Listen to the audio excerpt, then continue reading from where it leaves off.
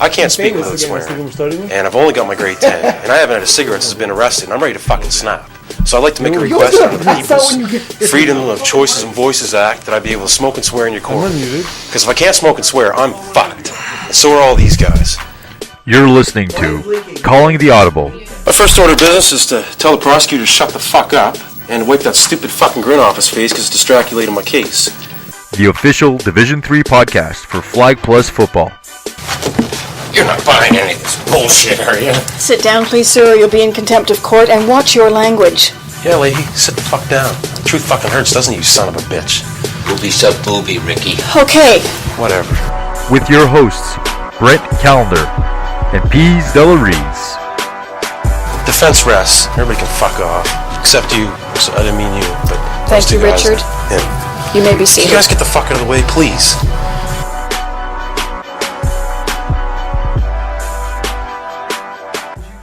Welcome everyone. If you joined us maybe half a second ago, you heard the wonderful musical stylings of Brett Callender, who joins me in studio today in lieu of GM Calethris. So Brett Callender taking the place of GM Calethris, who's always taking his place on the podcast. It's kind of like a derivative. When will then be now? I don't know. Yes. Of course, if you want to follow Brett Callender, you can follow him home. He lives in a pretty nice neighborhood. Otherwise, you can follow him at Twitter. It's at thatprettyboybc. You still remember it. You still remember. That means a lot. That means a lot to me. Not bad. And of course, in studio with us is Mo Khan, who is sleeping on the couch to my left. You can follow him at Con19. He isn't a company man, which is why he doesn't have an FPF Twitter account. That being said, he's an excellent follow. You'll hear him snore throughout the show and try and catch some Z's as we get ready to do our show later on. You walk alone. I can't speak. You will never walk. You will never walk alone. You will the Liverpool days, apparently, or Manchester United, for that fake football. Yeah, whatever that. And of course, the production, knob turning, and overall general pleasantness is brought to you by the Eagle at Master Control. Caw indeed. We are at www.theunclemikeshow.com. Remember the Uncle Mike Show at 9 o'clock tonight in Coast to Coast Studios, where we're at in South Central, Eastern, Northern, Southwest, Pacific, Laval. Pacific Southwest. Of course, if you're listening, you are listening in Eastern Standard Time.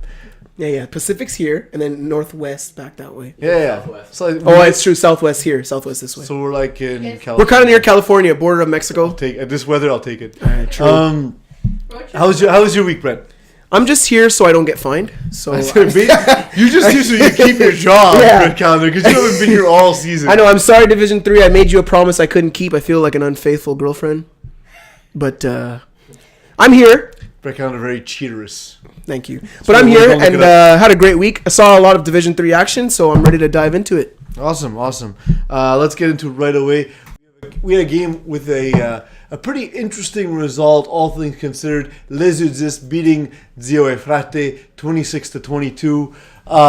Zio Efrate continue to have the issue where they just don't score. Antonio Lani throwing 3 touchdowns in this one.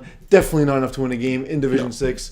Your thoughts? Definitely not enough to win a game in Division 6. But Zio Efrate, they I believe they were on a 2-game winning streak prior to this. They were starting to put it together. They played a team with they played 2 teams with injured quarterbacks. Alex Hollowak struggling with Meta Mayhem, followed by was it Solid? No, it wasn't Solid. It was but anyway, regardless of who they played. They play another game here where Rafael Casey's quarterback instead of Hugo Henderson, the typical UDIS quarterback. Right. So we'll talk about UDIS in a second, of course. The last game they won. Okay, so it wasn't 2 in a row. It was only one. No, my mistake.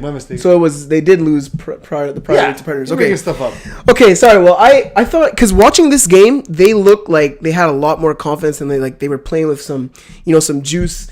Antonio Lani was throwing the ball well. I saw him throw a strike to Marco in the back of the end zone, and they were in control of the game. And when I was watching this game, I had that, what was going on in my head about Les Udis, how you talked about they have so much talent, but they never put it together. So as I was watching this game, it really looked like Zio Efrate had total control, and they did it with a score of 15. It was 15-8 at half. Antonio Lani, I don't even think that he's not good enough. I think he's starting to press a bit more, especially maybe now at this point in the season where they're trying to win out to try to make the playoffs, and maybe those are some by pressing he's having a few more mistakes, but it's just tough to watch because there's so much talent on this team. This is basically a derivative of the Clockwork team, essentially, with Patron and D-Boys. And D-Boys, and all those guys. And to see them continually the struggle. Redistribution of the same guys who play together. Exactly. But I guess we have to give Les Udis some credit. I mean, I don't know if you want to because you're the harshest critic of them. I'm not the harsh. Les Udis They should be in better. the championship every season. Wow, that's a bold statement. Absolutely. They have enough in this talent. Division 3 in too? Division 3, absolutely. Hugo Henderson is one of the best quarterbacks in the division, in my opinion. They have one of the best receiving squads in this division. So much athleticism in every spot of the field when I watch them play. Like Absolutely. they're half defenders, they're corners, they're safeties. Now that you've seen the talent that they possess, you don't think they're a contender for championship every season. So is that a lack of focus? Is that I can't begin to. Have you called them? Maybe you should talk to them because you're a big fan of them. But I'm playing them in like week 9 or 10, so I want them to continue playing this way. Okay. So so you get that dub, right? So we'll talk in the playoffs though, and be like, guys. Let's go. Yeah, what's up? If you're not gonna win, can I use some of you guys on Moose? Always looking to snatch players. You really learned from GM well. You really learned from GM well. He was my idol starting up in this league. We got a live tweet from Ryan Aridi. He says, "What? Brent is back." What up, Ryan? He typed it that way. That's why I'm reading it that way. I like Happy birthday to the one and only Brett Calendar. Much appreciated. I was surprised. I thought I saw a sign outside saying, "You must be this tall to enter the podcast." Well, I think I grew a couple inches on my birthday. I'm not gonna lie. It's just your head getting bigger. It's just the ego. Yeah, maybe. Straight up. Thank you very much, Ryan. Much appreciated. You're one of the best people in this league. He really is. He is. I love Ryan. Ryan's a good man. In another game, game between two good group of guys, Rude Boys getting their first win, beating Mongoose, which is either the animal or the Francisization of My Goose. Yeah, maybe. So it might be that. I think it's that. That kind of makes sense. So Rude Boys beating My Goose 32-27. Rude Boys, man, a team that had no wins coming to this game. They're not playing for much. They're just playing for pride. And you got to respect the way they came out. Dominic Tossi, man, like this guy, he's got like a Pete Carroll aura about him. Like even the way he talks, like I thought it was Pete Carroll on the field. Like he's a very emotional guy, trying to keep his guys up. And they played so their. When he gave you his autograph and it didn't say Pete Carroll, how upset were you? I wasn't that upset. Like a 7? Yeah, probably like a 6. Probably like salty. Probably a 6. I don't get salty. I just want to put that out there. I'm not a salty. I'm not a salty person. No, Dominic Tossi, man, he really did his thing. There's some statistical errors because I love this. This is Brett Calendar taking stats. I took stats here, but you did I did this game, right? Yeah, I did. So Brett Calendar did the stats in this game. We have 21 completions by Dominic Tossi on 30 attempts, and there's only amazingly we have Stefano Spagnuolo with 3 catches, Frank K with 1 catch, and that's it. So 3 plus 1, and Brent's new math is 21. We call that dynamics. But and there's 148 yards. Yes, there's a lot of yards missing and a lot of completions. Okay. Yeah. Besides the errors, Dominic Tossi played really well. Really spread the ball out. Brian Joseph was a huge factor offensively, even though it doesn't show up here on the score sheet. Frank K, my boy, putting on for the little guys in the FPF, had a beautiful interception on an Alexander Godet pass that was a comeback for his intended receiver. I believe it was Cedric Knuckle who was intended for. And Frank read it beautifully and picked it off. And that really swung the momentum for Rude Boys. They got those early turnovers in this game, and I think that's what really kept them in the game mentally. And Mongoose is a strong team, but Mongoose is kind of hard to gauge because they have wins against really good teams, and then they have losses against a team like this who they shouldn't be losing to. And hopefully a loss next week to Moose. Yeah. But what do you think, if I could ask you a question, what do you think Mongoose need to do need to get out of this funk? Because there's so much talent on this team. When you watch them play, all of the Cedric Knuckle, William Tondreau, Jonathan Chevalier, they're all good players. A week after they beat an undefeated team without scoring an offensive passing touchdown. OTF, right? No, it was Past Our Prime. Past Our Prime, that's right. They beat Past Our Prime to give them their first loss without a passing touchdown in the game, which is bizarre for a flag football game. Without their quarterback, especially in Division 3. In Division 3, without their starting quarterback, right? Alex Godet, Hall of Fame candidate, Alex Godet, and then to come into a game against a winless Rude Boys with your starting quarterback, and from the looks of it, pretty much your entire roster. Yeah, they had their full roster. I don't get it. I don't understand. I don't know what it is. They're just inconsistent. One week they look like one of the top teams. That's what I'm saying. And like they're leading their division. They're tied at 3-3? They're tied at 3-3 with the Regiment, which I don't understand because the Regiment has a win over them. Oh, don't use the website because Eagle, you got the Excel format wrong, didn't you? No, it's there. Oh, we have a tweet in from our very own Ryan Reed. Would you like to read it? Absolutely. He says The screen is off. He says, okay, back to business. Which team will finish first in each of the divisions? Conference Beast and Conference B West. I like this. I like the way you did that, Ryan. You didn't even have to make this. He's a better producer than Eagle. Yeah, he is. Conference B East. I will read the teams. There's Brocasian at 4-2, Moose at 4-2, Sea Assassins at 4-2. By the way, it's a heart attack of a division I play in. It Pure offense. That division. We have Les Udis at 2-4 and La Sauce at 1-4-1. In terms of the head-to-head battles, Moose beats Sea Assassins. Les Udis, I'm not sure. Well, Sea Assassins are 1-1 in the conference. Les Udis are 1-1. But in terms of the head-to-head with the 4-2 teams, we have Moose having beaten Sea Assassins. Do you want me to pick first? Yes. Okay, I can't really pick also. That's true. Okay, I'm gonna say that the team that wins this division, it's either gonna be.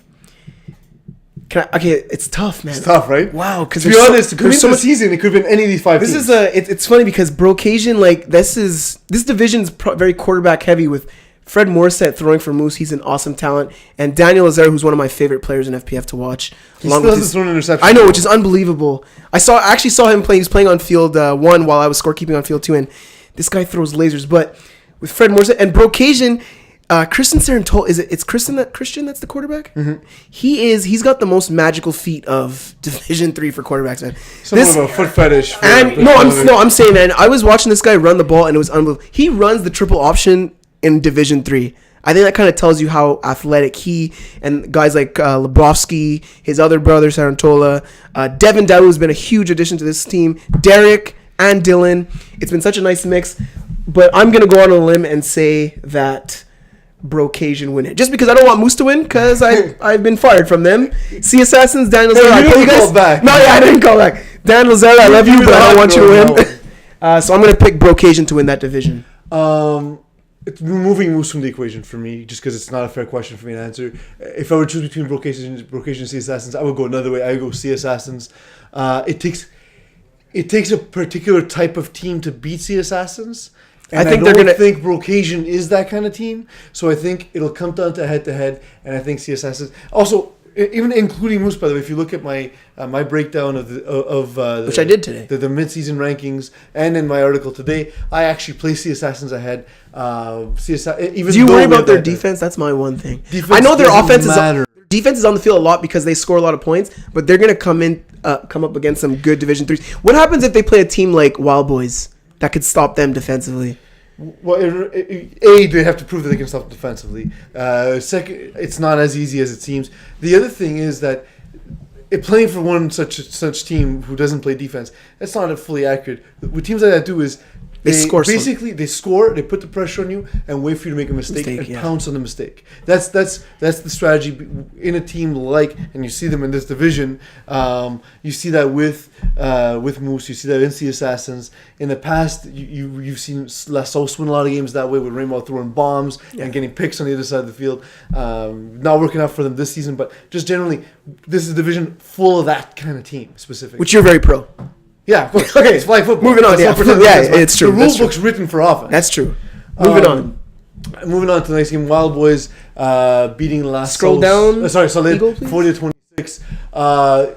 Benny Goodfriend. I wrote in my article today that Benny Goodfriend is the most valuable player. The player that his team cannot live without. We're seeing that now. Mathieu Bombardier-Morin playing in his first of 2 Division 3 games. Which is illegal. Which we'll talk about later when I go for one. But we see him struggle, not his team. But that being said, they did put up 26 points. A very talented group and playing the best. But they're not the same without Benny. Yeah, definitely not. But my thing why I wanted to speak about this game is I know that Wild Boys haven't been given that much credit because they've just been undefeated, so it's easy to just look at their record and say, okay, they're the best. But I got to see a couple plays of this game because it was being played on Field 1, and man, there is some serious talent on this Wild Boys team. They are a former Division 2 team. Oh, they are. I didn't know that. They had a losing record, but Okay. They play high level football. Eagle is drunk and out of control, ladies and gentlemen. It does he's not used to having pretty women around him. That's true. It's the pretty women. Matthew Rene is a really good quarterback, man. Well, he's the transit quarterback. Yeah, he's the transit. This guy can sling it. And with Rashawn Perry there, his brother Ryan Perry, Dean being there. Dean Demetriou. That was right. Stop pretending like you didn't fall off the chair, Eagle. Yeah, okay. Tafari Williams. There's so much skill on this team, and like defensively, they're even faster. Like they were swarming all the throws that Beaubenier Morin was making. Wild Boys, I don't know what it is that's gonna take to beat them. So maybe you would like to lend a hand on this. Like, what kind of approach is it gonna have to be? Is it gonna be a team like Sea Assassins, like how you're saying offense? I think you got to beat them in a shootout. Just because of the talent that they have on defense. The thing they have a lot of volatile personalities, so that's a good point. Yeah. If you can start to put up points, they'll get frustrated and start making mistakes. So the team playing Wild Boys, you would say they have to be the hammer and not the nail. Yes, I always prefer being the hammer. Okay. That being said, a team definitely being the nail all season long is solid. It's been a tough one. When you look at the talent in this roster, is it a case of too many big names taking up cap room, or is it just a very good team that's not performing? I think it's a little from column A and a little from column B, because there's a lot of talent on this team, and it does take up a lot of cap. But at the same time, some of these guys look at the spot they're in. They can't really replace Benny Goodfin with a Division III caliber quarterback because they don't have cap. Because they don't have cap room. That's a very good point. But they have such good players on this team: Ryan Reedy, Alex Lewis, Jeff Brown. Paul LaPierre is like the Gronkowski of this division. You could throw the ball in the middle of the field. I would disagree. Really? You don't think Mini Gronk is James Nowakowski? I'm starting a nickname right here. James Nowakowski? Really? James Nowakowski over Paul LaPierre? You throw to him over the middle, then... Well, I wouldn't pick that matchup per se. Okay, that's what I'm saying. Anyway, we'll get to that. I think solid with another year under their belt, they'll be a lot better. I think it was tough. That won't happen. GM's teams are made for a season. They're disposable. Okay, so GM was a terrible GM this year. I told him before this season we were talking about the top 10, and he said, well, Solid's going to be top 10 for sure. I said, no. I said, they're not. Because if you have a lead on Solid, they don't have speed. There's no way they can come back. And they have Terry on defense. That speaks to Terry's a very good defensive player. Oh, no. He's a very good flat defender. Absolutely. Yeah, I'm just joking, Terry. I love you. You as you run by. Yeah. Yeah. But the thing is Solid they haven't had it from the first game. You could just see that there's been something missing. I don't know what it was, but they haven't been able to find it, and as a result of that, they've struggled. Well, I think we found our momentum being off for a couple of weeks. We're going to take a quick break. When we come back, we're going to look at the playoff standings thus far. We'll make some picks. And Brett Callender, maybe I'll even ask you for some advice on your beautiful hair. Calling the Audible has been brought to you by the English Montreal School Board's DEAL program. Distance education for all learners will allow you to obtain your high school diploma or prerequisites for SageUp or vocational studies from the comfort of your own home. It's never too late to go back to school. Learn anywhere at your own pace and get your diploma. Call 514-788-5937 for information or visit www.distanted.ca for more details. You're working like 70 hours a week.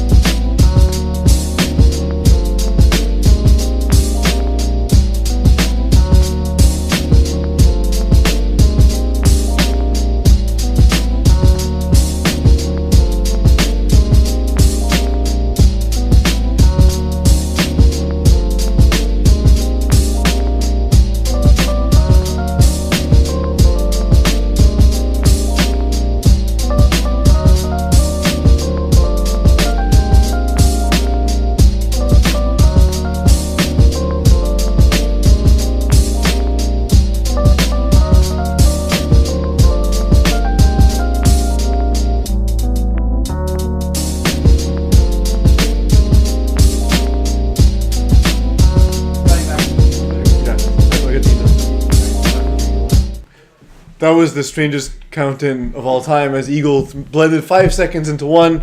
I'm sorry for being a little out of sorts, but I blame the Eagle. Of course, you can follow him at EagleFPF, and you can live tweet the show if you're watching at www.theunclemikeshow.com. And if you are watching, you know that we are in Coast to Coast Studios. We have Brett Callender in studio today, replacing GM, replacing himself. Of course, as mentioned before, you can follow him at that pretty boy BC. And I'm still pretty. Absolutely. Are you? We also Are you? we have one of the ladies of FPF in studio today, watching us, making sure I don't say anything stupid, but that's a tough task because I always say something stupid.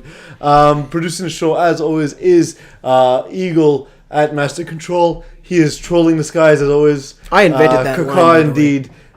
He is followed at Eagle FPF. I think I already said that, but anyway. Stop. I have. I'm And we're back online. party at my. We're back. We are back. Oh, we're back. We weren't planning things later at all. I was getting ready to leave.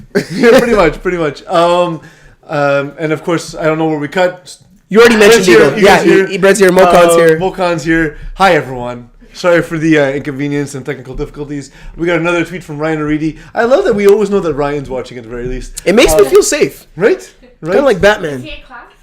Right? Did you just call Ryan Aridi Batman? Batman. He is Bruce Wayne.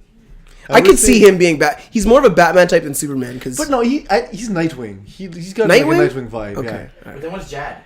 Jad is like the No, Ryan's Batman and Jad's Robin. No. Yeah. That's not ridiculous. Salud can't get all players together at one game. Always someone's mission. And hey, I have speed. I post game of the week within minutes. I'm fast. I definitely agree Ryan with that. Reedy, known amongst FPF circles and with women for his speed. Oh, I'm just kidding, Ryan. You know I love you. That being said, that's a problem with teams built in the way that GM and myself have built teams in the past. It's difficult when you build a team that way when you have sort of like mercenaries freelancers. Yeah. And I like that, guns. mercenaries. I like that. Yeah, make it sound dangerous. Yeah. That being said, let's look at some of the teams up on the board here. Conference A, we have Bearskins, Wild Boys, Predators. They can see it. And they can see it as well. Wow, that Thank is you, Eagle, so, for interrupting me. That is so top heavy. Bearskins, Wild Boys, Predators, Past the Prime, Buddies, Monstars, Snatchers, and OTF.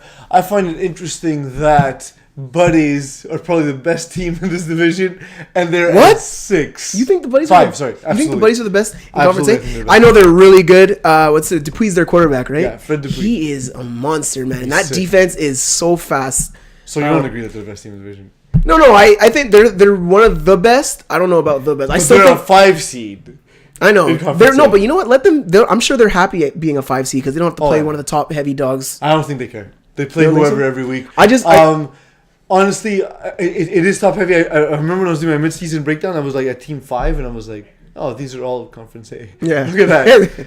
Conference A, I think, is the stronger conference. I think we can say it now. If the rankings were to stay as such, and there's a lot of opportunity change, for movement, yes. especially between 6 to probably 12. But only 8. It's only 8 that make it. I'm aware. I'm saying teams sorry. may jump up in the Sorry, playoffs. sorry. Other teams may not. We do have to A little trigger happy. 3 more weeks left to play. You're almost as fast as Ryan Reedy. I wish. Bearskins would face off against OTF in this one. How do you think that game will play out in this fantasy matchup? Bearskin, too much firepower. I would agree. I Too think much OTF's firepower. got a lot of talent, but they don't have it all together. They don't have it all together. just yet. Yeah. And I think, again, I've said it before, Bearskins there's ways to beat Bearskins, but you need a top tier quarterback to do it. I don't know Yes. if Daniel White is there, even though Daniel White is Not redshirt yet. at Concordia, by the way. Yeah, he's on the actual football team. Yeah, he's a redshirt. From the Oregon, actually. Yeah, From Oregon. Not from the Oregon Ducks. Ducks. by the way. No, but he Just is to be from clear. the state of Yeah. Oregon. Definitely. We also have Wild Boys facing off against Snatchers. I played Snatchers this week.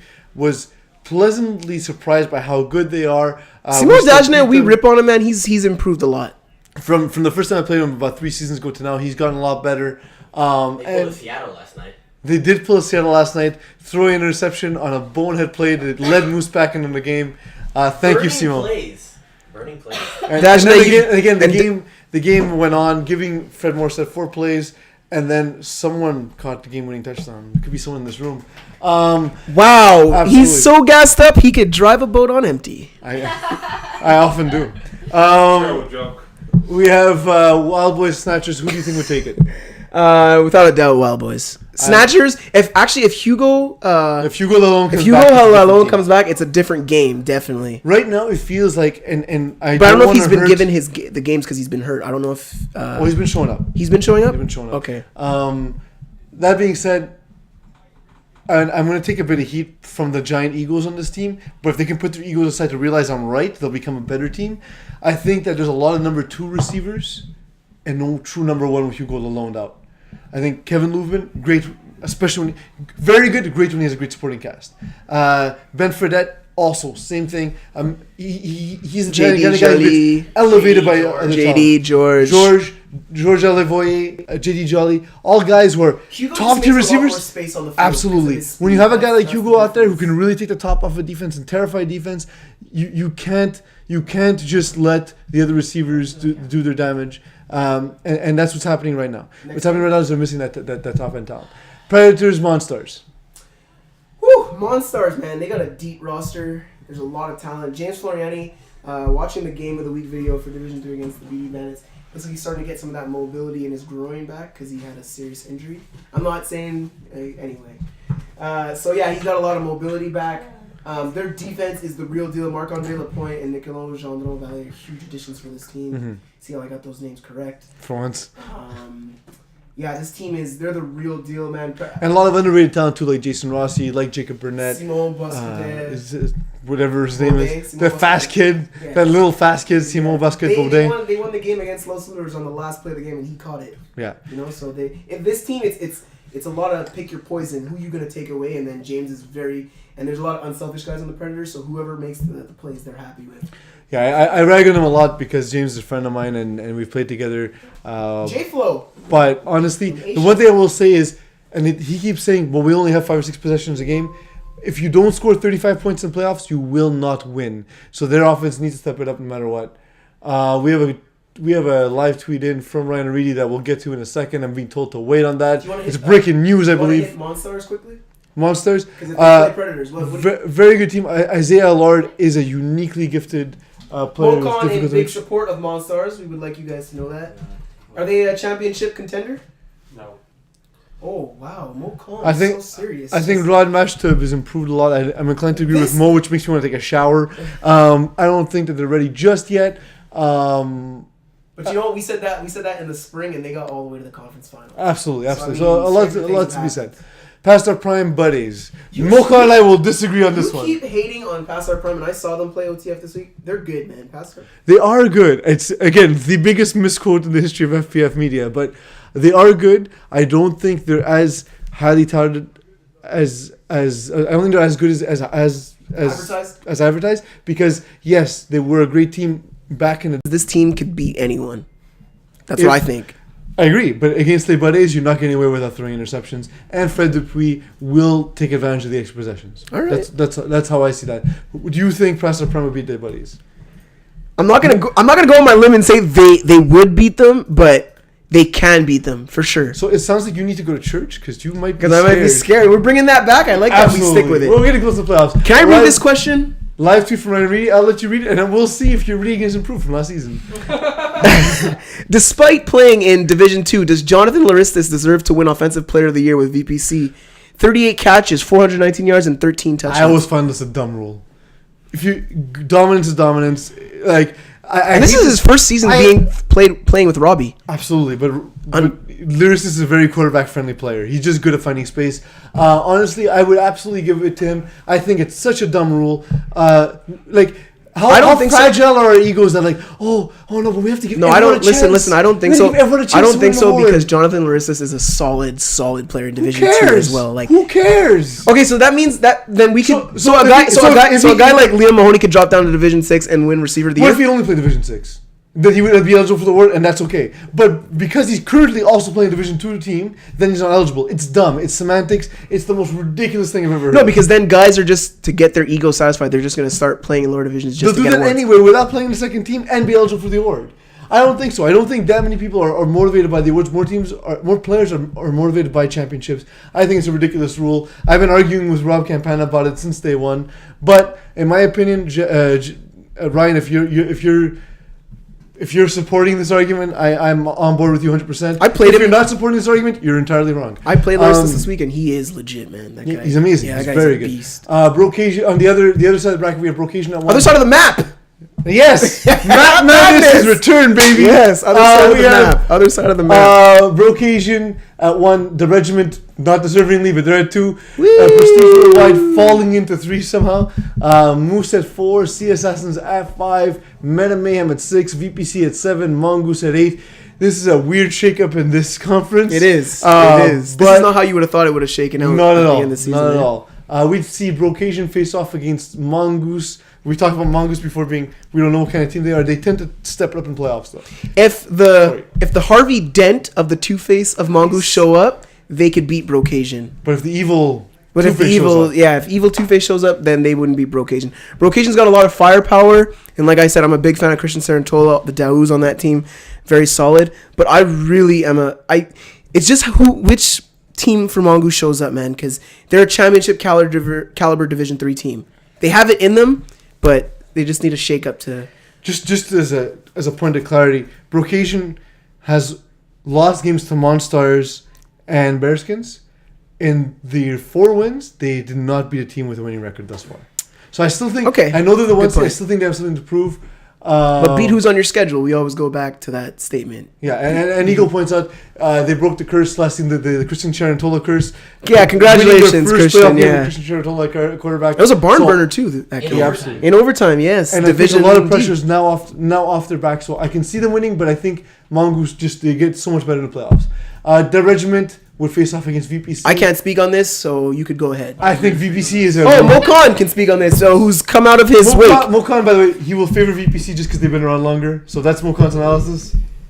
Well, look, I've seen VPC play. There we go. And that's end of discussion, right? I got my only issue with your team. It's not my team. Whatever, it's the real part of the team, the regiment. Is that I just think that there has to be more consistency with your roster.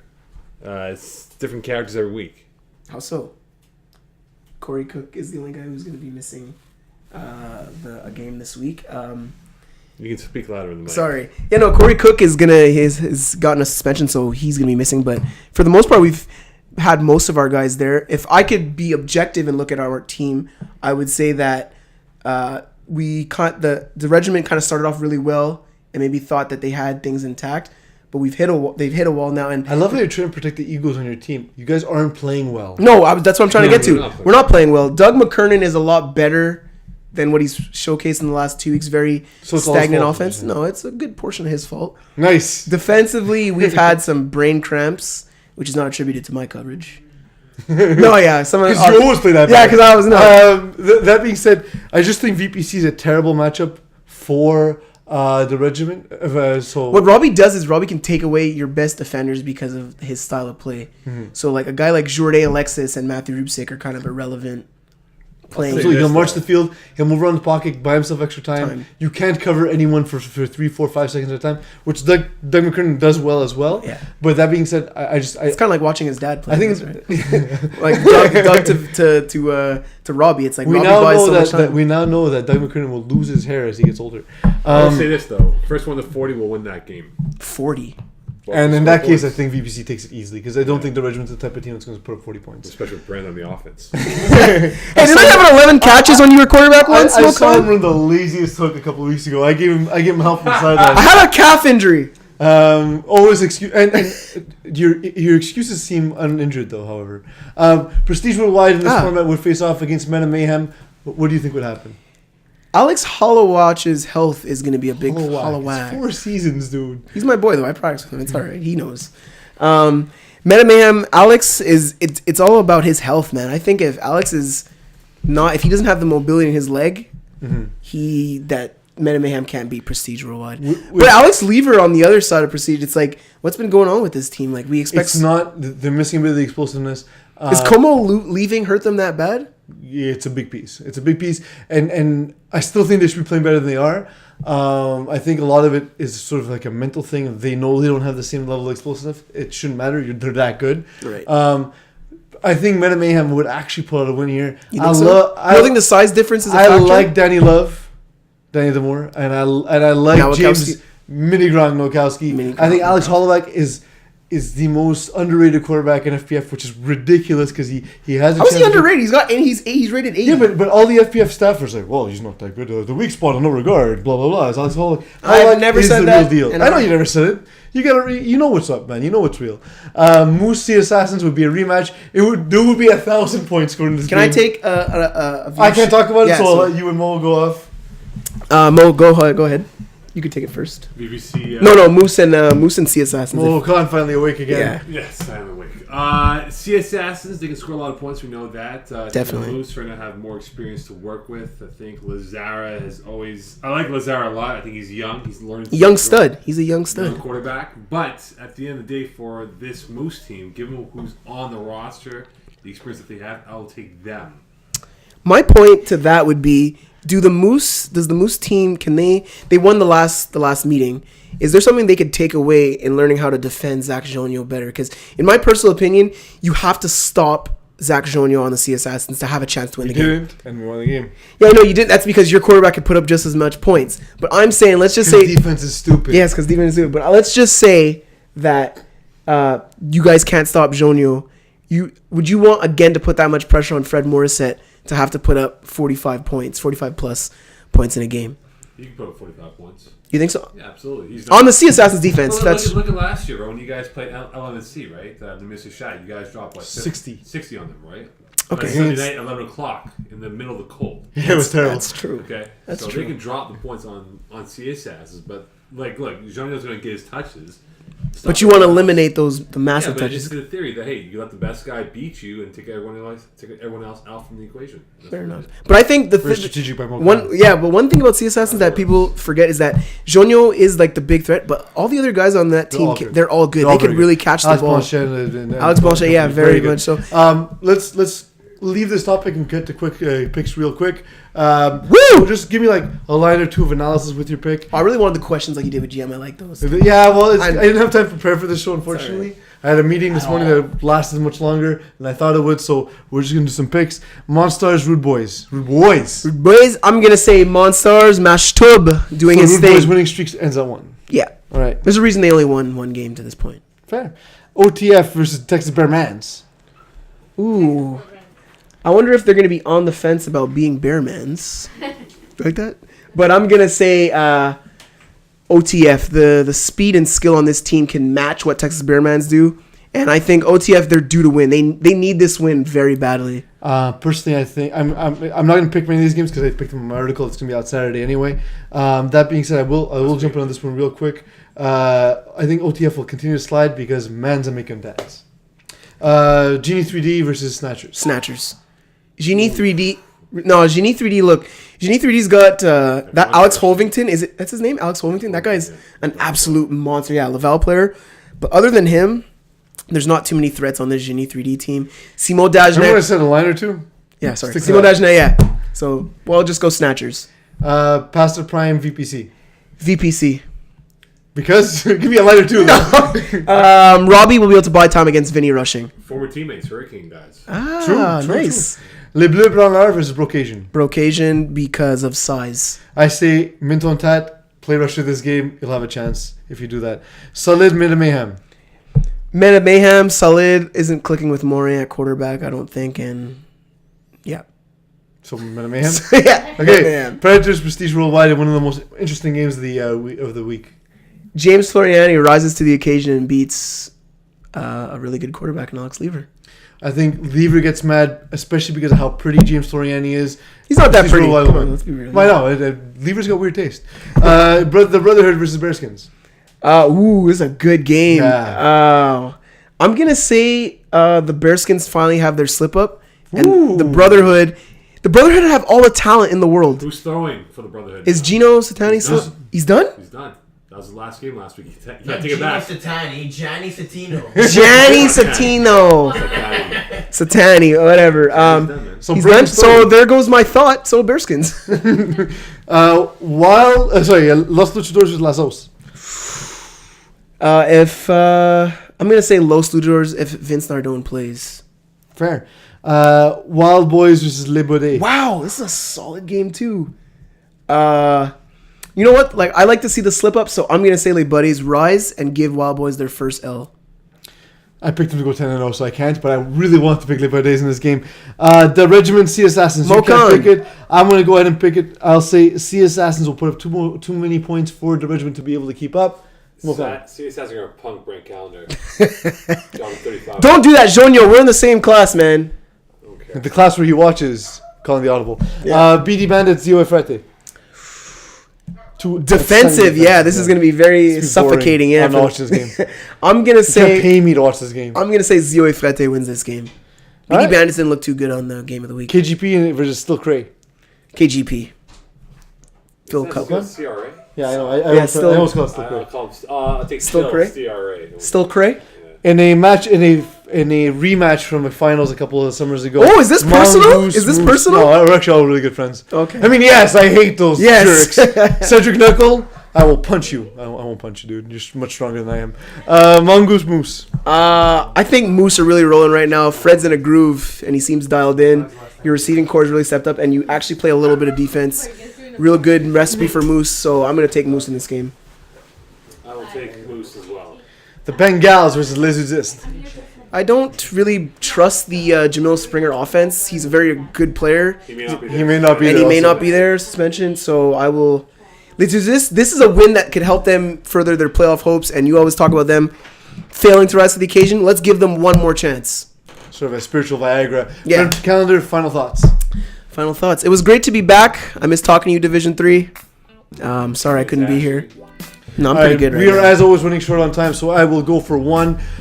This week, in my going for one, going for two, I'm going to just say it's the whole situation involving Baumeunier Morin. Dude, you can't play for two teams in the same division. The captain of Gene 3D works for FPF Media. His scorekeeper, Nicolas Bello. Dude, you gotta do your homework on a dude. And I saw you tried to enter his name differently, hoping to get away with it. There was scheming involved. Yeah, like honestly, Nicolas Bello, a couple seasons, like I love the guy, great kid. Honestly though, like they've had a couple of roster violations in a couple seasons. They really gotta stop doing that. Just get out there, get your team out there, start winning some games. You guys have a lot of talent. Brett Calendar, thanks for joining me. Okan, you ready to do Div 5? We're gonna get on Div 5 in a second. Thank you, Eagle, for Div 4? No, Div 5, because I'm still here. Because I'm on that show as well. We're going to do Div 5 next. For those of you staying tuned on the FPF radio and TV network at the Uncle Mike Studios. Yeah, why not? I want to thank Eagle for all the wonderful production work you've done. Uncle Mike, thank you for allowing us to use your studio. And I want to thank you all, of course, for letting me be myself.